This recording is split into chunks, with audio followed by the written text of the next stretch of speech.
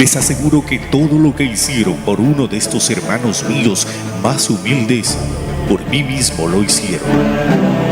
Recordando estas palabras del Señor, Radio Televisión Oriente, Canal 8 del Vicariato Apostólico de Yurimaguas, presenta su programa Canto a la vida y a la libertad. La voz que sale de la cárcel, la voz que se escucha en la cárcel. Un programa dirigido por la Pastoral de la Cárcel.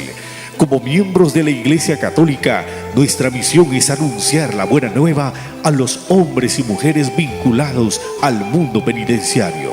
Canto a la vida y a la libertad. Les da cordial bienvenida a esta edición de hoy.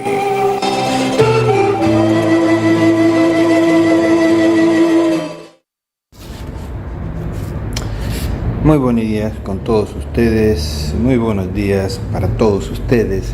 Sábado 9 de marzo del 2024. Ayer se celebró el llamado Día de la Mujer. No sé si se celebró el día de o realmente el centro fue la mujer. Por cómo políticamente se maneja todo esto, parece que se celebró el día de. Y ahí podemos poner la mujer, el pisco, el ceviche, el pollo a la brasa. También se pone del niño, también se pone total. Lamentablemente todo queda en el día de, porque lo que va a continuación es la excusa para manejar ideas, sentimientos, pensamientos. Pero ayer, repito, se celebró. Esto me recuerda a lo que dijo un preso cuando el 16 de julio se dice que se decía antes el día del preso, ¿no?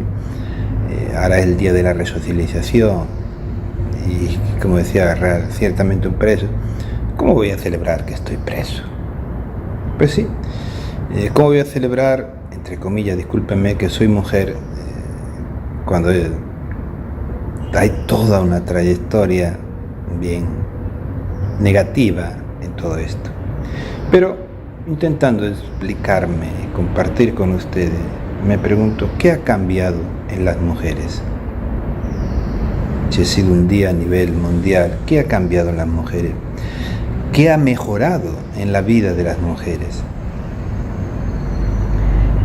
¿Qué ha cambiado y mejorado en la vida, en concreto, de las mujeres encarceladas? Pues que aunque están encarceladas, siguen siendo mujeres. Y ahí sí hay mucho que hablar también. La mujer es mujer desde que nace. Bueno, seguramente desde que está en el vientre materno.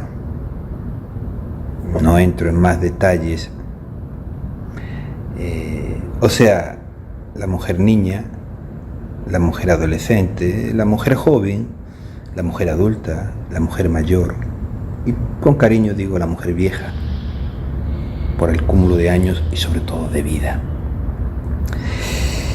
En el Día de la Mujer, desde los que lo organizan, que mayormente son hombres, curiosamente, entran todas estas mujeres, o la mujer en todas estas etapas de la vida. Si miramos el cómo, qué se hace en ese día desde la política, desde las instituciones, pues sí, realmente es muy cuestionante, ¿no? Y vemos que es la mujer en cierta etapa, joven, o todavía no mayor, no viejita, no tan adulta, ¿no? Por eso, ¿qué es lo que ha cambiado en la mujer niña? ¿Qué es lo que ha cambiado en la mujer adolescente? ¿Qué es lo que ha cambiado en la mujer joven? ¿Qué es lo que ha cambiado en la mujer adulta? ¿Qué es lo que ha cambiado en la mujer mayor?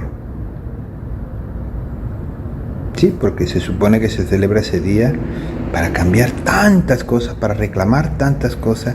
Curiosamente lo manejan todo esto los que tienen la mano, la posibilidad del cambio, no lo hacen, pero parece que el cambio tiene que venir de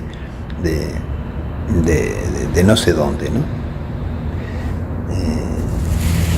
Curiosamente, poco se habla en este día de las mujeres explotadas y sobre todo las niñas explotadas sexualmente, ¿no? Y laboralmente. La mujer joven, adulta, explotada también laboralmente.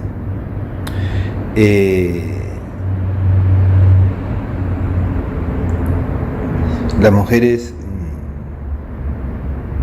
que es mujer, pero ignorando a los hijos, ¿no? Los organizadores del Día de la Mujer.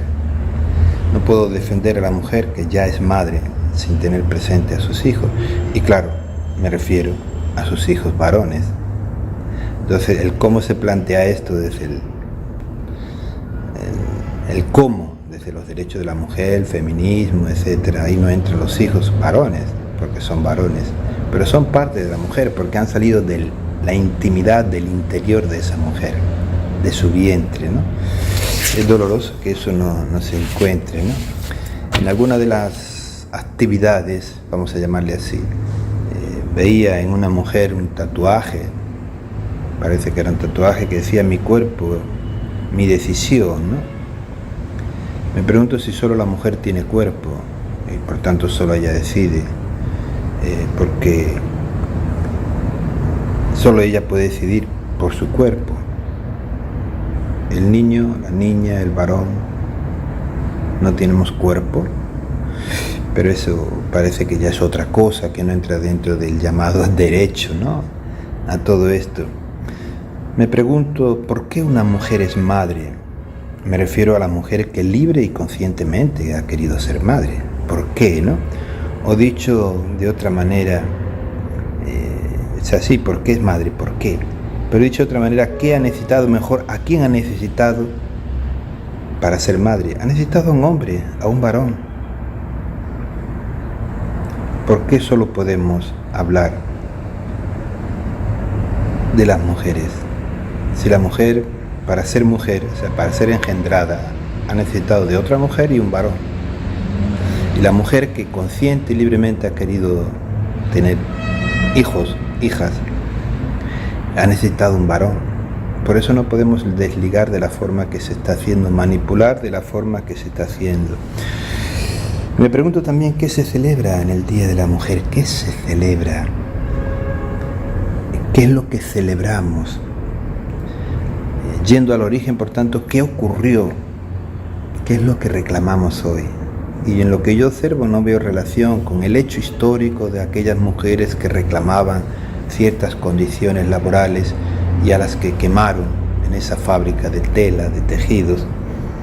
Realmente el cómo se celebra hoy día no tiene nada que ver, lamentablemente. Los que gobiernan emplean dinero para organizar todas estas cosas y parece que lo que interesa es el dinero.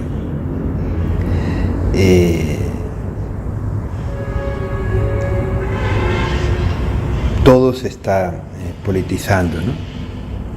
Y si se utiliza dinero para el cómo se hace todo esto de la mujer, dinero, mujer, mujer, dinero, yo me pregunto, ¿no será que están prostituyendo a las mujeres en el cómo las usan en estos eventos y en estos días? Me pregunto. Igual muchas veces el cómo el Día de la Madre, ¿no? ¿No será que las están prostituyendo políticamente, socialmente o con ciertos intereses? Bueno, son preguntas que me hago y que comparto. Curiosamente, de aquí a 2 programas los voy a compartir con ustedes. El secretario general de la ONU ha escrito un artículo sobre todo esto que deja mucho que desear, pero lo compartiré. Bien, mi saludo a todos ustedes, hombres y mujeres encarceladas, especialmente a las mujeres porque son las que, teniendo las mismas leyes penales que los hombres, a ellas se les explota, se les oprime más, porque se le aplica de una forma distinta y opresora las leyes penales, que son las mismas para varones y mujeres. Lamentablemente, si ya él es el encarcelado, no entro en las causas, las razones, hay una orden judicial, pero el para qué la cárcel, es doloroso ver cómo a las mujeres el encarcelamiento las oprime doblemente que a los varones. El ser encarcelada y el cómo la institución penitenciaria y algún personal en particular aplica las leyes, sobre todo las mujeres que son madres, tienen todavía hijos pequeños, y sobre todo aquellas que tienen los hijos dentro de los penales, ¿no? Hasta los 3 años la ley lo permite. Bien, queda ahí mis palabras queriendo reflexionar desde lo que uno ha observado, ha visto, ¿no? Fue ayer el Día de la Mujer, y hoy, ¿qué es? ¿Hoy qué queda? ¿Hoy qué hacemos? Vamos ahora a ver un video de una entrevista a José Luis Pérez Guadalupe, que nos ayuda a ver, a mirar, a descubrir algo más desde la vida social y política, que veamos temas seguridad, inseguridad, y también un poco el tema del mundo de las cárceles. Como he dicho alguna vez, es un hombre que conoce, porque lleva muchos años dentro de las cárceles como agente pastoral, como investigador, estudioso, como presidente del INPE que ha sido, creo que por 5 años, y sigue metido en esta realidad, ¿no? Conocimientos tiene. Vamos a escuchar esta entrevista y bueno, tal vez nos ayude a situarnos mejor, ¿no? Adelante, amigo Alfonso, con esta entrevista de José Luis Pérez Guadalupe. Buenos días con todos ustedes, buenos días para todos ustedes. Sábado 16 de marzo del 2024. Comienzo pidiendo disculpas por el programa de la semana pasada que fue grabado y hubo un error por mi parte a la hora de enviar el material. Lo que acaban de escuchar, desde esto que están escuchando ahora, era la presentación de la semana pasada, del programa de la semana pasada, que comparto con ustedes por la reflexión con motivo del Día de la Mujer. La mujer sigue siendo mujer con toda su realidad de esperanza, de vida, de sufrimiento. Por eso pasó el Día de la Mujer. ¿Y qué ha cambiado? ¿Qué ha mejorado? ¿En qué ha quedado? ¿En algo político, en algo social, en algo económico? ¿O ha llegado a la realidad de la mujer como cambiar aquello que hay que cambiar, superar aquello que hay que superar y transformar aquello que hay que transformar? Porque hablar de la mujer es hablar de los hijos, porque la mayoría de las mujeres son madres y el hijo es una parte vital porque ha salido de dentro de la mujer. Entonces, si queremos considerar a la mujer, hay que considerar a los hijos. Y ya de la mujer se dicen algunas cosas de la parte de sufrimiento, pero también hay que hablar de los hijos, ¿no? La situación de nuestros niños que siempre me escuchan hablar. ¿Y qué está haciendo los que tienen oportunidad de hacer algo para el mejoramiento de las condiciones de vida de los pequeños? Ya van a empezar o han empezado la escuela. ¿Qué calidad educativa? ¿En qué condiciones? Está el programa Galiguarma. ¿Qué alimentos se le da? Si la desnutrición parece, la anemia parece que va en aumento. ¿Qué está pasando de verdad con los que dicen querer gobernar el mundo, el país? Bien, sigue siendo preocupante la realidad de la mujer, del niño, de la sociedad. No hay que perder la esperanza, hay mucha gente que sigue adelante y que en eso queremos seguir adelante. Vamos ahora a escuchar la entrevista de Marisol Pérez Tello, también sobre un poco sobre la realidad del país, también sobre un poco la realidad carcelaria.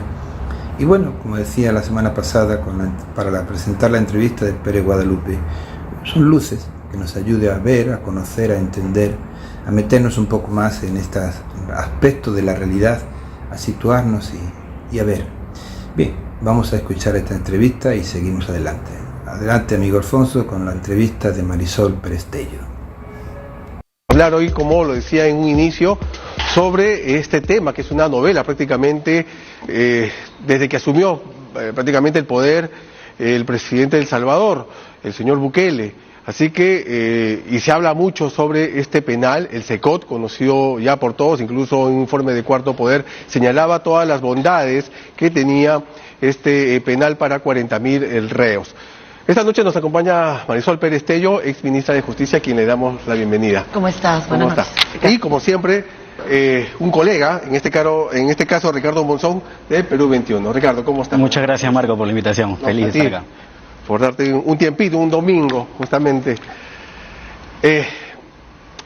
¿Cómo se puede plantear un tema de penales en el país cuando el ministro de Justicia va, por ejemplo, a El Salvador a recoger una información que hasta donde sabemos el presidente Bukele no da mayores detalles, no se sabe cuánto costó, no se sabe exactamente los detalles adicionales a estos penales. Entonces, mi pregunta es, ¿qué información puede recoger el ministro de Justicia, Eduardo Arana?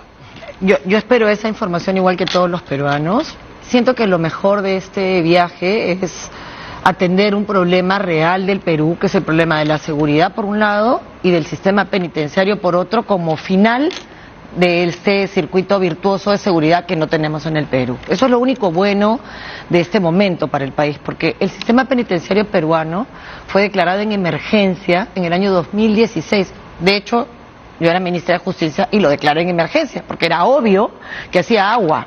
Desde el 2016 hasta ahora sigue declarado en emergencia. Cuando una emergencia no es atendida de inmediato, ya no es una emergencia, pues, ¿no? O sea, 2016 a 2023 sigue declarado en emergencia. 2020 sale una sentencia del Tribunal Constitucional que dice que hay un estado de cosas inconstitucional en las cárceles peruanas, un estado de cosas intolerable.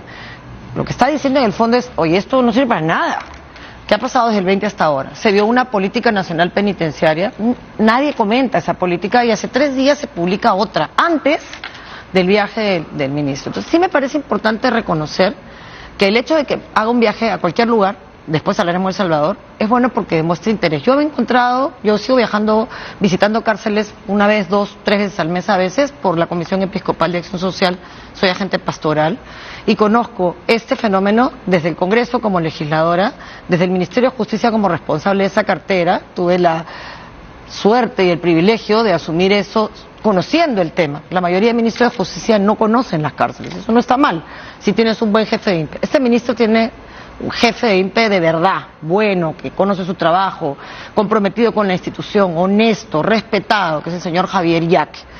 ¿Qué le puede dar El Salvador? Difícil, ¿no? Porque ellos tienen un índice de criminalidad altísimo en delitos en los cuales nosotros no tenemos ese índice de criminalidad. Lo mayor para ellos es asesinatos, homicidios, y lo nuestro es patrimonio. Son 2 fenómenos sociales diferentes. Su perfil criminológico es distinto. Las maras tenían un perfil, nosotros no tenemos eso. Lo más parecido a eso ahora son los más de 3.000 presos venezolanos que hay en el Perú y que se han sumado de 50 a 3.000 en los últimos 3 años. Fenómeno que también hay que analizar. O sea, El Salvador es chiquitito, el Perú es bastante más grande. Un sistema de 40.000 internos, habría que verlo, pero no hay 40.000 internos, hay 12.000 en Secot. Entonces, es similar a lo que nosotros tenemos en Lurigancho. Mucho juego de foto en El Salvador que a mí no me gusta. Y sin embargo, reconozcamos que hay una sensación de tranquilidad en El Salvador que hay que felicitar. El costo es la democracia, ¿no? Porque se declara una democracia con partido único. Yo no sé cómo funciona eso, pero yo de verdad le deseo el mayor de los éxitos. Pero voy a tomar lo mismo que dijo el presidente de El Salvador a la BBC. Cada país tiene sus problemas y sus maneras de resolver. El Perú tiene que resolver los suyos en democracia, respetando la ley y con una política, para mí, de mano abierta y mano cerrada, que es la que nosotros implementamos en la cárcel. Mano abierta significa la ley, el Estado de Derecho, todas las posibilidades, justicia. La mano cerrada es la ley, pero la ley también es dura. Esto no es debilidad, firmeza, decisión, sanción, no impunidad. Yo creo que así funciona, en el marco de un Estado de Derecho. Y es lo que tengo que decir. Esperemos las respuestas del ministro y felicitemos el esfuerzo de por fin atender una urgencia declarada como tal en el año 2016. ¿no? Doctora, ahora, como usted bien dice, el diagnóstico de las cárceles en el Perú, el sistema carcelario, el sistema penitenciario es tremendo, ¿no? O sea, hay una atención que en este momento se le está brindando de parte del Ejecutivo, de parte del Congreso. En principio, el Congreso es quien da primero la alarma con estos proyectos de ley que, bueno, ya después se han caído respecto a reabrir el Frontón, por ejemplo, esta cárcel de la Selva, que evidentemente son inviables por los altos costos que representan, pero fue la primera alarma y después el Ejecutivo ha hablado de que existen una serie de cárceles que están en vías de construcción, que van a atender ese hacinamiento que existe y que es real, ¿no? Desde hace mucho tiempo, ¿no? Pero el propio viaje de el ministro de Justicia a El Salvador ¿Es más para la foto, es más para decir estamos interesados, o es porque de verdad existe una voluntad política? Porque hay que decirle que la voluntad política es sumamente necesaria para que se construyan estas cárceles que están. Usted hablaba de la época en la que usted fue ministra y se han hecho una serie de actividades, se declararon en emergencia un sistema y han pasado muchos años. 7 años. Y sigue la situación como está. ¿Es para la foto o es real una voluntad política real del gobierno en este tema? Yo quiero ser justa. He encontrado al ministro en el penal de Santa Mónica y eso es bueno. O sea, sí lo he visto, por lo menos en el penal de Santa Mónica, con predisposición y con buena voluntad para respaldar lo que estábamos haciendo en ese momento, que era una política pública para un tema de acceso a derechos de las familias, de los presos, los niños, básicamente sus hijos, ¿no? Es una cosa que nadie ve. La Defensoría del Pueblo, que no me gusta cómo está funcionando, pero ha hecho un informe que es interesante, que hay 300 niños, hijos de mujeres presas, que más o menos son a razón de 1 por presa, equivale al número de niños que hay, y hay 300 que no se sabe dónde están. O sea, no se sabe quién los cría, no están con el mamá, no están con la basta presa, no están con el padre, no están con la familia. ¿Dónde están esos niños? Entonces hay que hacer un seguimiento y un monitoreo de qué cosa pasa. Tampoco hay un monitoreo ni un seguimiento de qué pasa con los chicos que están en los centros para menores de edad. Terminan en la cárcel, qué pasó con ellos, sirvió o no sirvió. O sea, yo sí creo que es importante que la lupa hoy se ponga en el lado de la seguridad ciudadana de la forma correcta. Sobre la base, cómo resolvemos los problemas que existen hoy en todo el aparato, la policía, la fiscalía, el poder judicial y finalmente las cárceles. Han empezado por las cárceles, me parece bien. Lo que tú dices han visto lo del Frontón y el CEPA, es vergonzoso que hombres y mujeres que están administrando este país siquiera lo digan, porque demuestran que no tienen la menor idea de lo que están hablando. Hubieran empezado por hacer una mesa, convocando a gente que sabe del tema y preguntándole qué es posible. Hubieran invitado al jefe de limpio y hubieran dicho, ¿qué necesitas? Y les hubiera contestado, necesito 1.600 millones de plata para ejecutar los más de 6 penales que podrían ejecutarse con plata. Necesito que visiten Cochamarca. Yo los invito a que visiten Cochamarca. Se inauguró en mi periodo como ministra, pero fue obra del ministro anterior, de hecho de Pérez Guadalupe. Cochamarca, 1.200 presos, misma altura que Chayapalca, es un modelo para América Latina. Todos trabajan, se despiertan a las 6 de la mañana, todos tienen, ni siquiera hay enchufe en las celdas.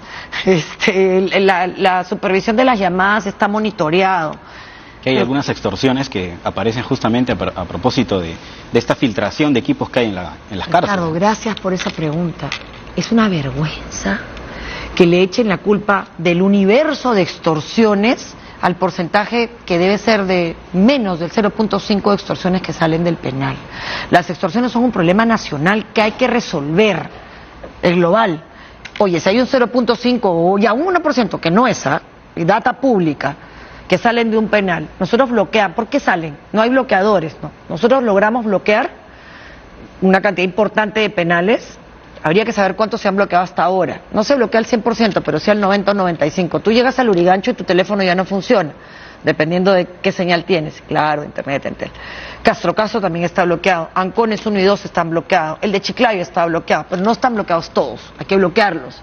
Segundo, controles de ingreso, escáneres. Se malogran algunos. Hay que identificar cuáles son. Grilletes. Se pusieron 16. No hemos llegado ni siquiera a 100 grilletes en 7 años.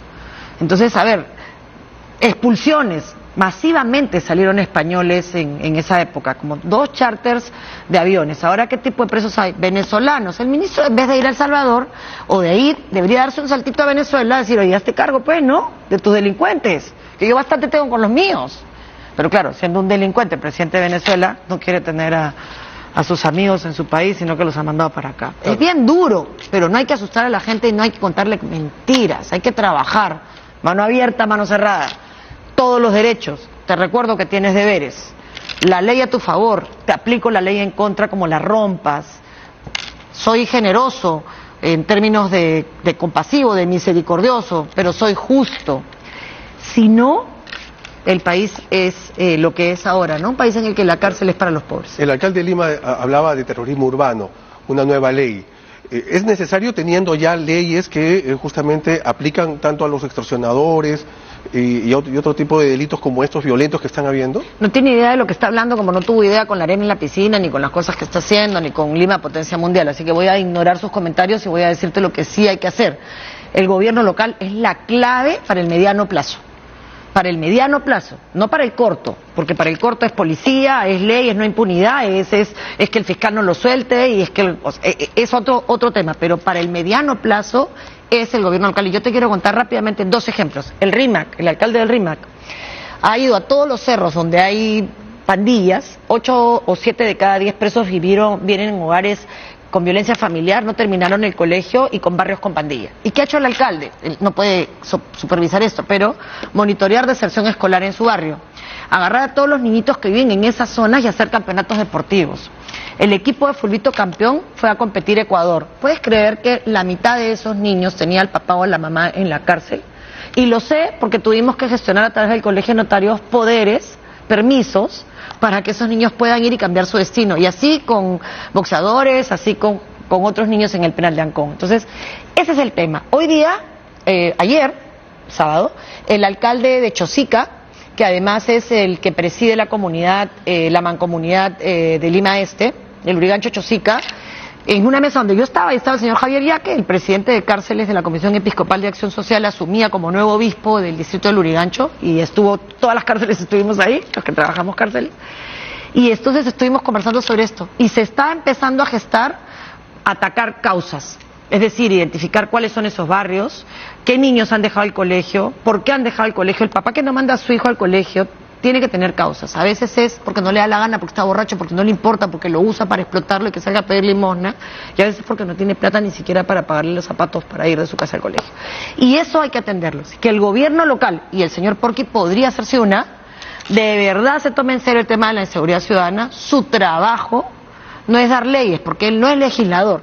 Su trabajo es agarrar los gobiernos locales y coordinar una política de atención de causas desde la proximidad con el ciudadano. Claro, dentro de este círculo el señor Yaque trajo unas estadísticas aquí a Patio de Honor y hablaba justamente, por ejemplo, de los hijos que uno tiene, ¿verdad? Que los abandonas o simplemente no te haces cargo. O sea, tienes 3, 4 hijos y simplemente, o sea, no hay una planificación que empieza justamente de eso, ¿verdad? Una planificación familiar para luego analizarlo en el colegio a ver cómo va, o sea, de qué barrio vienes, ¿no? Ese es el trabajo que se tiene que hacer. Sí, y no por hacer una estigmatización al barrio, porque eso sería discriminación, sino para entender que hay condicionantes. Yo me acuerdo cuando en pandemia, ¿se acuerdan que la gente decía, qué irresponsables, cómo salen a la calle a contagiar? Yo les decía, no tienen la menor idea de cómo se vive en Los Ángeles A o en Los Ángeles B, en el cerro, donde hay 8 personas en el mismo espacio. O sea, ven un ratito. Donde no pides Rappi, ¿no? Tienes que ir a la tienda a comprar, por supuesto. Y si tienes plata para ir a comprar la tienda, porque comes del día. Si no sales a chambear, no comes. Entonces, el problema del Perú es que no lo conocemos. Y uno no puede amar lo que no conoce. Y uno no puede corregir lo que no entiende. Entonces, en el Perú hay ricos riquísimos que tienen que seguir generando dinero. Y hay pobres pobrísimos. Y no hay que igualar hacia abajo, que era el discurso de la actual hoy presidenta cuando era vicepresidenta y ministra de Inclusión, y del señor que está preso, Castillo, que dio su golpe. Ese era su discurso, ¿no? No más pobres en un país rico, ¿no? Vamos a ser todos pobres. Y lo están logrando, porque han generado una recesión económica espantosa. Pero la verdad es que el Perú tiene costa, sierra, selva. Ancash tiene toda la costa, todo el centro de cordilleras y Huaraz. Cada lugar tiene su propia problemática. Hay tipos de delitos, mucha violencia sexual en la selva, que no se ataca directamente, donde se ha normalizado que una niña de 13 años sea mamá. Mucho abandono de hogar en determinados lugares, sobre todo en Lima, en capitales. Niños que tienen que caminar horas para llegar al colegio, que deberían de tener sistemas educativos diferenciados o modelos como el de Amazonas en Bagua. Hay un colegio que es el Colegio Chiriaco, San José, de Fe y Alegría, donde hay 500 niñas aguajún estudiando, pero ¿en qué modelo? En modelo internado, porque no hay otra forma. Pero si no entiendes el país, repartes anchoveta entomatada a la selva y la botan, o creas un nuevo problema de cómo administrar la basura en el mundo indígena. Yo creo que el problema de este viaje a El Salvador es que viaja una persona que no entiende las cárceles. Lo van a pasear enseñándole los dibujitos de Hello Kitty que hizo Antauro y que hace muchos presos en las cárceles. Y no lo van a llevar a ver la cárcel del inframundo, que es la que hay que visitar. Si no, no entiendes la cárcel, ¿no? Cómo viven los que tienen plata en la cárcel y cómo viven los que no la tienen. ¿Cuánta solidaridad hay en la cárcel? ¿Cuánta gente debería estar fuera? Los delitos culposos, los juicios de alimentos, el que no es peligroso, para poder de verdad hacerme cargo de los que sí son peligrosos. Entonces, pero está bien, es una buena señal, lo felicito, que continúe haciendo eso y que visite Cajamarca, que ese es el modelo que para mí es importante para el Perú. La cárcel más alta, no sé si del mundo, pero por lo menos de América.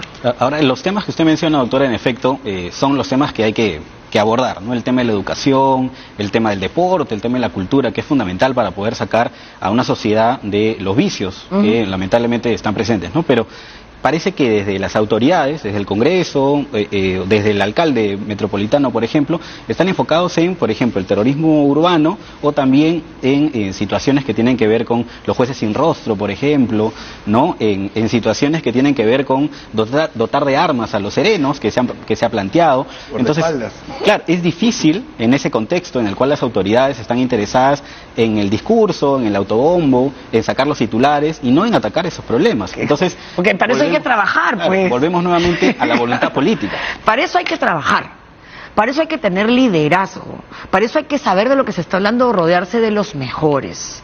Ese es el problema. El problema de fondo es la falta de liderazgo y la falta de claridad. ¿Es ser blando decir que se necesita resocializar?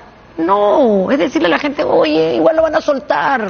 Si no lo haces por solidaridad, por compasión, por compromiso, por convicción, que es por lo que lo hago yo creo que en las cárceles está la respuesta a los problemas del país. Mandela decía que la cárcel era un reflejo de la sociedad y yo lo creo firmemente, por eso voy, para entender una realidad que no es la mía, porque yo no nací con esas circunstancias, pero uno no escoge dónde nace, escoge por quién lucha.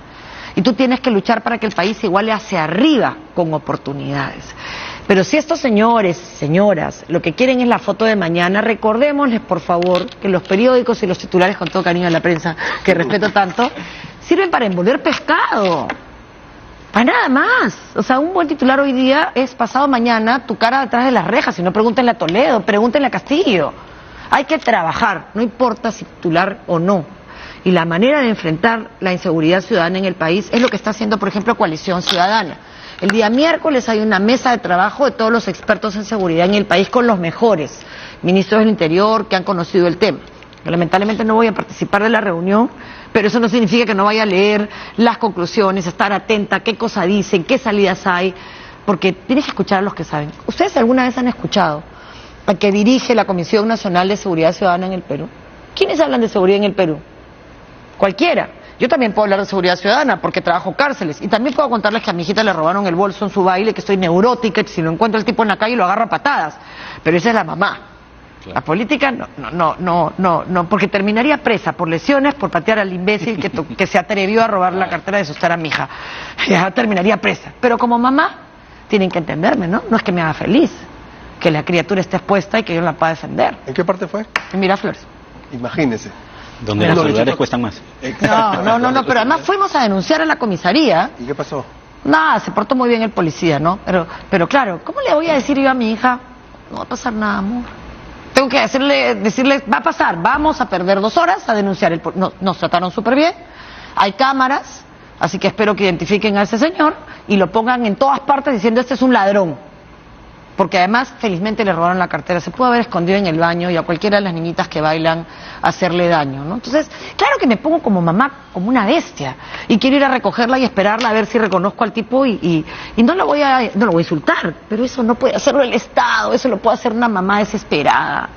El Estado tiene que entender que cuando el miedo entra por la puerta, la libertad sale por la ventana, que necesitas reglas claras, mano abierta, mano cerrada. Reglas claras para que tú sepas cómo conducirte y que tengas la certeza que si cruzas la raya, esta mano va a llegar contra ti. Pero nosotros sabemos que no pasa nada. Y no pasa nada justamente con la fiscalía. Acá hay un documento, por ejemplo, un fiscal que ha hecho una investigación por trata de personas y le envía al juez y le dice que necesita una ampliación.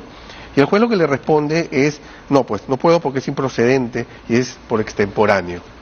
Entonces, ¿me permites? Hay un trabajo básicamente de, no sé si es falta de celeridad o es falta de qué exactamente, de sentido común. Esto es gravísimo,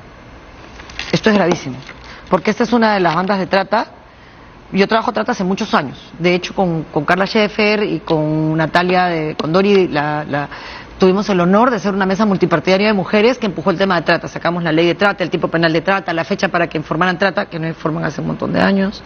Empujamos la creación de FISTRAT, que es esta, la que me estás enseñando es la FISTRAT. Yo he denunciado recientemente en otro medio esto, pero no tenía el físico. Y de hecho me llegó una carta notarial de la fiscal diciéndome, ¿de dónde está hablando usted? Muchas gracias. Y además pegándole a otro periodista como ustedes, que se atrevió a denunciar en Twitter que la sala amigable donde se recibe a la trata no es la misma, y le ha llegado a él una carta notarial. Lo sé porque lo llamé a preguntarle cuál era la fuente de la foto que él colgó en Twitter. Y eso se llama amedrentamiento. Yo como me pongo como toro cuando me asusto, o sea, me llega una carta notarial y digo, me quedé. Pero como no sé quién es la fiscal que firma, vamos a leerlo. Y quizás ella no tenga la culpa. La culpa es que desactivaron las fiscalías de trata después de 8 años de trabajo. La señora Patricia Benavides, la primera fiscalía que desactivó, fue las más complejas. Trata y derechos humanos, que para su mala suerte son las que yo sigo. O sea, el caso Cabitos y todos los casos de trata de bandas como esta banda. Gravísimo. Pero lo que tú dices no tiene mucha lógica, así que lo que yo quiero leer es la parte resolutiva. Declarar improcedente por extemporáneo. ¿Quién no hizo su trabajo? ¿El juez o el fiscal? El juez no tiene alternativa. No importa si el contenido está bien, si presentan la ampliación fuera de plazo, es extemporánea. Entonces, ¿qué dice acá? Declarar improcedente por extemporáneo el requerimiento de prórroga de plazo de la investigación preparatoria presentada por el representante del Ministerio Público. Exhortar al representante del Ministerio Público responsable de la carpeta fiscal a la estricta observancia de los plazos procesales establecidos por ley en consideración al nuevo modelo procesal penal. O sea, oye, ¿sabes qué? A su trabajo, pues, ¿no? ¿Tiene la culpa el fiscal? No sé ni quién es. Pero si hubo cambios, tú no puedes entender un caso de trata de personas que tiene cajas de expedientes en 2 semanas. ¿Por qué se hizo el cambio en la Fiscalía de Trata? Esto, por supuesto, debería de atenderlo el fiscal y revisar esta resolución para que sepan de lo que estamos hablando y de que este es explotación sexual, explotación sexual, explotación sexual, explotación sexual. Y miren todos los que han soltado. Miren los imputados. ¿Cuántos hay? 1, 2, 3, 4. Es toda una banda. 19 personas puestas en libertad porque un fiscal se demoró, o una fiscal, en presentar un pedido de prórroga. O sea, en verdad, esta es la madre del cordero, este caso. Y ojalá que tengan más para hacerlos públicos y que la fiscalía haga su chamba y que la señora fiscal que coordina ahora, que viene además, tiene mucho conocimiento porque ella viene de la fiscalía de la que dirige Chávez Cotrina, que es la de crimen organizado, que arregle esto, que le explique al país qué pasó acá y que me mande otra carta notarial y le diré, bueno, a ver, pídanle la fuente a Canal N, yo no sé, pero la verdad es que esa es la madre del cordero, porque esta gente está libre y hay 100.000 en la cárcel. ¿Quién es el que está en la cárcel? Yo te aseguro que el que está en la cárcel es el que repartía los folletos de las chicas explotadas sexualmente. También tiene que estar en la cárcel, pero el de arriba, el que dirige la trata, el que dirige el narcotráfico, ese no está ahí. Ese está buscando títeres que entren a la política y que entren a la prensa y que entren a la banca a mantener este estado de cosas inconstitucional, ilegal y mafioso que está controlando al país porque la gente tiene miedo. Ok. Muchas gracias, Marisol. A ti. Sabemos que tienes que atender otros Sí, yo sé. temas. Me voy a ver a mi hija, de hecho. Sí. Muchas gracias por la Y comprensión. transmítele nuestra solidaridad, transmítele Gracias. que este país todavía puede cambiar. No te preocupes que lo tiene claro. Muchas Lo tiene gracias. claro. Muchísimas Muchas gracias. gracias. A ustedes A ti, también. Marisol. Gracias. Bien, ahí teníamos la entrevista de Marisol, el análisis, una forma de que nos ayude a ver la mirada de en qué país estamos, lo que significa las cárceles, el porqué, la política carcelaria que actualmente tenemos como parte de la sociedad, que es esa realidad humana de más de 90.000 personas encarceladas, cómo funciona el sistema, qué pasa después del encarcelamiento, cómo salen estas personas, qué ha pasado con estas personas dentro. Es una responsabilidad social, no solo el bozal que nos han puesto, eso también es una responsabilidad social. Seguridad, corregir a los que no han sabido vivir en la calle, pero que cuando regresen corregidos, ¿no? Entonces es una realidad que nos tendría que preocupar a todos, no solo los familiares o amigos de los que tienen a alguien dentro, sino de la sociedad, porque han salido de nuestros barrios, de nuestras calles, y van a regresar. ¿Por qué han llegado muchos de ellos al encarcelamiento y qué se van a encontrar al salir? Hay una tarea importante de los municipios y de otras instituciones, de otras instituciones del Estado y de la sociedad: educación, salud, Ministerio Público, Poder Judicial. La policía está para trabajar con el pueblo. Bueno, y nosotros como ciudadanos, ¿no? Por eso tenemos que crecer en abrir nuestro horizonte, no encerrarlos, aunque el sistema nos va a llevar a encerrarnos, a que nuestros ojos solo vean un aparatito que llevamos, celular, no veamos más, ¿no? Aunque por medio del celular podríamos llegar a ver más, porque nos ofrece ciertas informaciones buenas. Y queriendo seguir con la mujer, vamos a ver este video. Considero que tiene un mensaje importante, valorado. Bueno, veamos el video y si nos ilumina a cada uno, pues que nos ilumine. Adelante, amigo Alfonso, con el video Mujeres. En el cole de Lu llevan toda la semana preparando el 8M. Mirad lo que le dicen. Lucía, ¿qué te han enseñado en el cole? ¿Qué es eso que llevas? Nos han hablado de las mujeres. ¿De todas? ¿Y eso? Pues no sé, nos han dicho que tenemos que empoderarnos.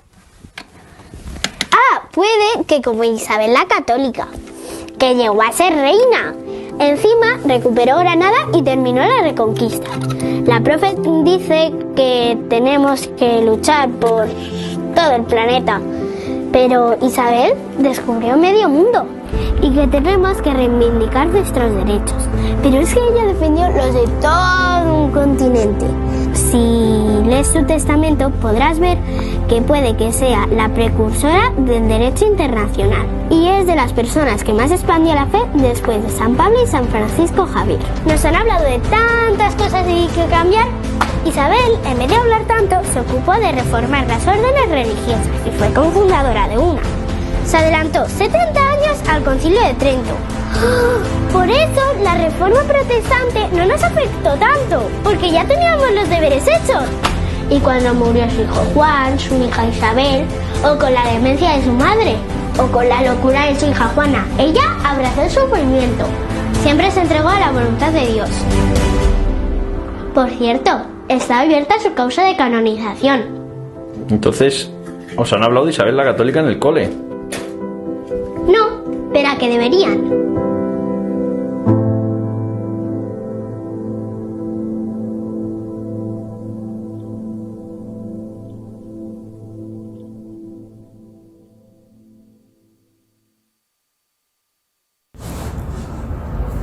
Un testimonio de una mujer. No conozco bien la historia de Isabel la Católica, pero me ha dado pie para pensar en cuántas mujeres, también peruanas, antes de toda esta política del feminismo y todas esas cosas, han sido mujeres íntegras, han sido mujeres en su totalidad, no han necesitado una política, no han necesitado, al decir una política me refiero a todo el manejo que hay, sobre todo económico, en utilización de la mujer. ¿Cuántas mujeres han sido, como decimos, luchadoras? ¿Con hombre al lado o sin hombre al lado? ¿Cuántas mujeres serían hoy un testimonio del valor de la mujer sin usar esas palabras que no quiero repetir en este momento, que se están manipulando políticamente y socialmente y los medios de comunicación, la mujer esto, la mujer lo otro? ¿Cuántas? Piensa en tu propia madre, en tu abuelita, en qué condiciones han vivido y cómo han salido adelante. Sí, algunas han sufrido mucho y no tendrían que haberlo sufrido, pero sin todo este manejo político de la mujer, esa utilización, han sido testimonio. ¿Por qué hay que decirle tantas cosas hoy a las mujeres como si fueran un muñeco vacío al que le tienen que llenar de conceptos, de palabras, de tantas cosas? Las mujeres anteriores, si vale decirlo así porque hoy también las hay, pero por el videíto que hemos visto, eran mujeres vacías y la política, la sociedad o no sé qué le ha tenido que llenar de tantas cosas. No, eran mujeres que todo lo que tenían dentro lo han ido sacando. Lo que pasa es que hoy hacen creer a la persona, particularmente a la mujer, que están vacías, que no tienen nada, y gracias a mí, gracias a la política, gracias a esto, gracias a lo otro, tienes todo esto y todo lo otro. No. La mujer no es una botella vacía a la que hay que llenar de no sé qué. La mujer es una semilla enterrada de donde va a salir fuerza, vida, esperanza. Pero lamentablemente no es por donde nos están llevando. Bien. No le damos más vuelta. Cada uno reflexionemos, analicemos, veamos, abramos nuestros ojos, ¿no? Y ahora que estamos próximos a la Semana Santa, hay algunas mujeres en esa última etapa de la vida de Jesús, la Verónica, ¿no?, que le lavó el rostro en ese camino, en ese sufrimiento, se acercó una mujer en el mundo judío que se acerca a un hombre en esas condiciones, rompiendo todos los esquemas, rompiendo todas las dificultades para acercarse y aliviar un poco. Eso es un mensaje increíble. Y por supuesto, las mujeres que estaban junto a la cruz, particularmente su madre. ¿Con qué actitud? No se nos dice mucho, más que estaba allí, pero sí podemos reflexionar mucho. Es otro testimonio de mujer, más allá de que seamos católicos o no seamos católicos, es una madre con el sufrimiento de su hijo. ¿Qué nos dice? ¿Qué mensaje nos da la presencia de esa mamá viendo cómo asesinan a su hijo? Y esa mujer, María, no necesitó de estas políticas feministas para mantenerse como mujer, como persona íntegra. Bien, seguiremos siguiendo. Gracias, amigo Alfonso, en la producción de Televisión Oriente, gracias a ustedes. Y ya el próximo sábado sí nos encontramos en directo y seguiremos los programas. Que Dios me lo bendiga, buen día.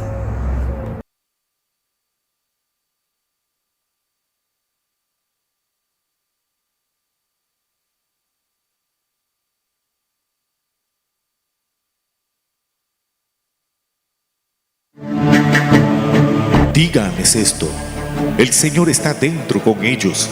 También Él es un preso aún de nuestros egoísmos, de nuestros sistemas, de tantas injusticias que son fáciles para castigar al más débil. Pero los peces gordos nadan libremente en las aguas. Ninguna celda es tan aislada como para excluir al Señor. Ninguna. Él está allí, llora con ellos, trabaja con ellos, espera con ellos. Con estas palabras del Papa Francisco, nos despedimos del programa. Canta la vida y a la libertad. La voz que sale de la cárcel, la voz que se escucha en la cárcel. Mil gracias a cada uno de ustedes por sintonizarnos. Será hasta la próxima.